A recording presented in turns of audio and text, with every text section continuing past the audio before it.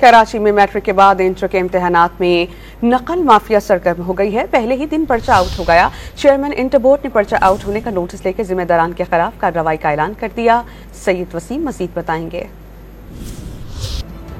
कराची में inter board के इम्तिहानात का आगाज होते ही नकल माफिया भी मुतहरिक हो गई। इंटर बोर्ड इंतजामिया पर्चा आउट होने से रोकने में नाकाम नजर आ रही है। 12वीं जमात का अंग्रेजी का पर्चा मुकर्ररा वक्त से 40 मिनट पहले ही सोशल मीडिया पर वायरल हो गया। इंटर बोर्ड इंतजामिया की जानिब से नकल की रोकथाम के लिए पर्चों पर वाटर मार्क लगाया गया है, लेकिन ये अमल भी किसी काम न आया। चेयरमैन इंटर बोर्ड ने पर्चा आउट होने का नोटिस लेते हुए जिम्मेदारों के खिलाफ जल्द कार्रवाई की यकीन दहानी करा दी। हमारी ऑलमोस्ट हाफ इंक्वायरी जो है वो तो डन हो गई।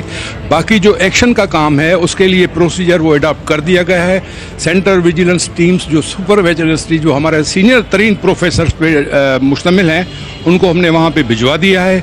और मैं खुद कार्रवाई ये होगी कि अगर वो इन्वॉल्व निकले तो हम उनको जो है वो अपने इदारे की तरफ से उनके डिपार्टमेंट को, मिनिस्टर एजुकेशन को लिखेंगे कि इन पे तादीबी सख्त डिसिप्लिनरी कार्रवाई की जाए ताकि दूसरे जो प्रिंसिपल्स हैं या दूसरे जो असातिज़ा हैं फिर इससे मोहतात रहें।